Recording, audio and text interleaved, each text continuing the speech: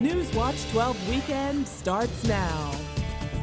Good evening. Thanks for joining us tonight. I'm Ali Herrera. Well, what a great day to be a Packers fan, am I right? A cold one at Green Bay, but the Packers got the win over the New York Giants. One person died after a one-vehicle car accident last night on Highway 45 near Three Lakes. Both northbound and southbound lanes around the scene were closed for 2.5 hours.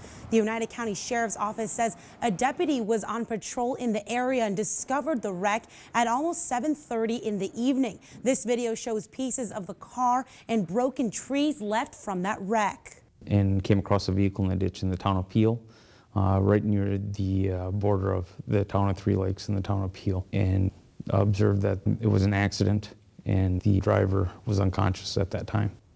The deputy started CPR, but the male driver was never revived. The Wisconsin State Patrol performed an accident reconstruction to try and discover what may have caused the wreck. It appeared that he left when he was negotiating the curve, left on the west side of the road, and then the vehicle ended up on the east side of the highway. So what the cause of him leaving the roadway is unknown. An investigation into the cause of the accident is underway. The name of the driver is being withheld until the family is notified. Well, police arrested 2 Madison women after another woman reported her car was shot on a highway. The Dane County Sheriff's Office says a woman called 911 late Saturday to report her vehicle was being followed. Authorities say one of the women in the pursuing car was accused of vandalizing the caller's car and burglarizing her home that day. The Wisconsin State Journal reports the caller got off on Highway 151 where she says she was shot at. The caller then exited onto Main Street in Sun Prairie, where she was reportedly shot at again. The suspect's vehicle was found in a grocery store parking lot. The store was put on lockdown and evacuated. 2 women ages 21 and 22 were arrested, but nobody was hurt.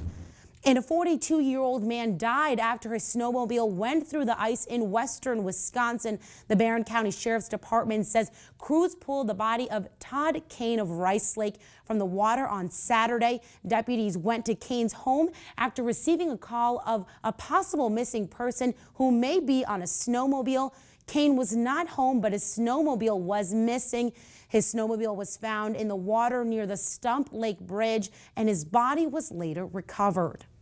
Well, the Rhinelander Police Department needs your help identifying a woman that was involved in a hit-and-run accident on Friday. According to police, the accident happened at around 3:40 in the afternoon at the intersection of West Davenport Street and Pelican Street. The car you see here on the screen backed up into another vehicle. Sergeant Michael Allred says the driver of the car that was backing out was described as a white female in her 50s. She had pulled up, parked in the spot where she was backing out of. They got out, had exchanged a few words, and then got back in her vehicle and quickly left the area without providing the information. Police believe the car may be an older Chevrolet Cavalier or Saturn SL. According to the Rhinelander Police Department's Facebook page, the car may be from the years 1997 through 2002. We have the vehicle type pretty narrowed down. So we're just looking for any information that the public might have, if they just happen to see it out driving around while they're driving, or if they just happen to come upon it, give us a call, let us know. If you have any information on that accident, contact the Rhinelander Police Department. You can also send police a private message on Facebook. Well, marijuana extract used to treat seizures has become more widely embraced. Even former Republican opponents are starting to talk about possibly using the treatment right here in Wisconsin.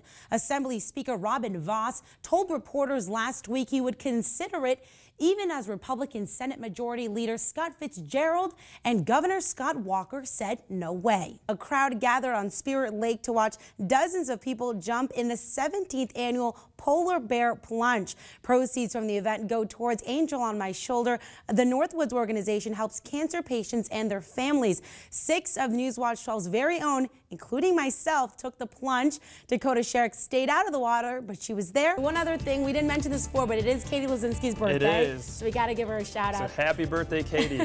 Thanks for joining us, guys. Have a good night.